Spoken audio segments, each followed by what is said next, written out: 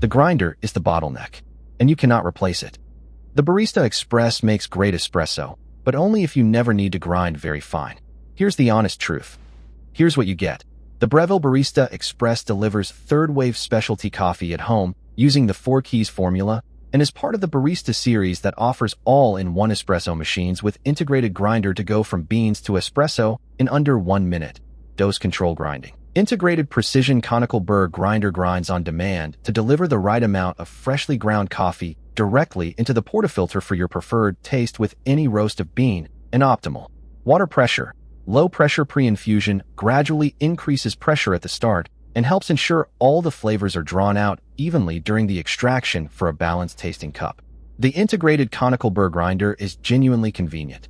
You go from whole beans to a pressurized portafilter in under a minute, and the on-demand dosing means no stale grounds sitting around. For a machine in this price range, that's a real time saver that competitors like the Gaggia Classic Pro simply don't offer. The PID temperature control is a standout at this price point. It keeps water temperature stable within a couple of degrees, which is critical for consistent extraction. I pulled shot after shot and the temperature variance was minimal, something you'd normally need to add a separate PID unit to achieve on cheaper machines. The manual microfoam steam wand is powerful enough to texture milk properly, and with a little practice, you can produce silky microfoam that's good enough for latte art. It's not on the level of a dual boiler prosumer machine, but for a home setup, it's very capable and forgiving for beginners. The build quality is solid, brushed stainless steel feels premium, and the components are well made for the price.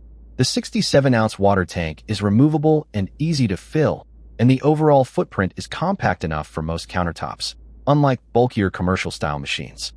The included dual-wall filter baskets are a clever inclusion for beginners. They help you get a decent shot even with pre-ground coffee or imperfect grind settings, which lowers the learning curve significantly.